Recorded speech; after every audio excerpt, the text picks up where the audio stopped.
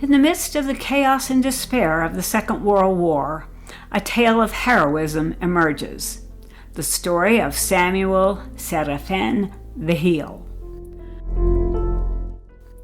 On a fateful day, December 7, 1941, the world was shaken by the bombing of Pearl Harbor, an act that precipitated a chain of events that would change the course of history.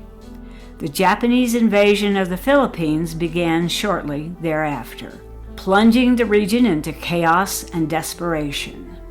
For the Japanese, the capture of the Philippines meant a crucial step towards controlling the Southwest Pacific, while for the United States, the defense of these strategic islands represented a vital position in the region. Filipino-American troops, defying the odds and fighting against overwhelming probabilities, courageously defended the Philippine Islands.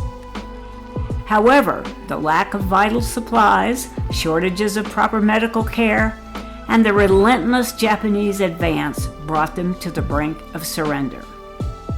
On April 9, 1942, after 7 months of battle, American and Filipino forces surrendered to the enemy, ushering in a period of captivity marked by suffering and brutality. Thousands of prisoners of war were forced to undertake the Bataan Death March, an ordeal that claimed the lives of approximately 10,000 men. There, the prisoner soldiers suffered from dysentery and malaria, unable to walk as they had neither food nor water. Despite their weakness, their captors forced them to march long distances, and those who could not stand were killed. Other soldiers, including Samuel Vigil, helped their comrades to their feet or carried them to prevent them from being left behind on the road. All of them fell victim to the brutal conditions and mistreatment by their Japanese captors, enduring 3 long and torturous years under their yoke. Later, some of the captive soldiers were forced to board approximately 24 vessels that would later become known as death ships or hell ships to transport them to Japan.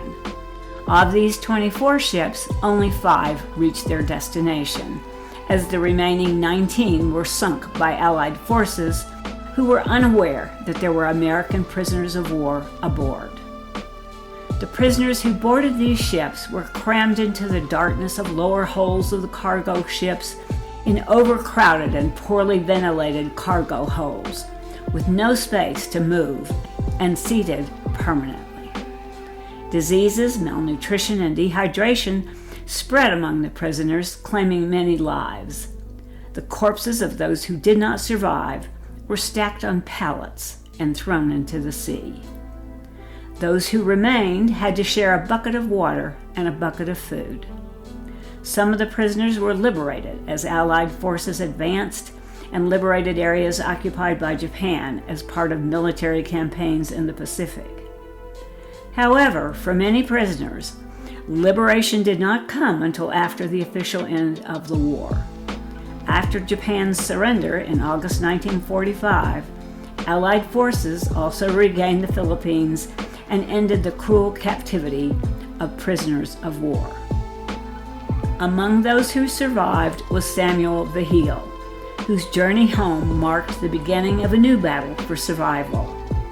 Trapped between the trauma of war and the daunting task of rebuilding their lives, these brave men faced the challenges with courage and determination, always remembering those who had fallen in the fight for freedom.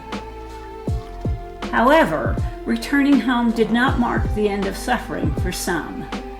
Many liberated prisoners faced health complications due to the inhumane conditions in which they had been kept. But Samuel Vigil returned home, where a new struggle began, this time for his family. And with his example of valor, he inspired his children, including Mike Vigil, former chief of international operations for the DEA, who learned from his father the fight for justice. Samuel Vigil was highly decorated, Among those honors was the Bronze Star, a military decoration awarded by the United States to recognize acts of bravery, heroism, or meritorious service in combat circumstances. May his memory live on in our hearts as a beacon of hope and an eternal reminder of the fragility of peace.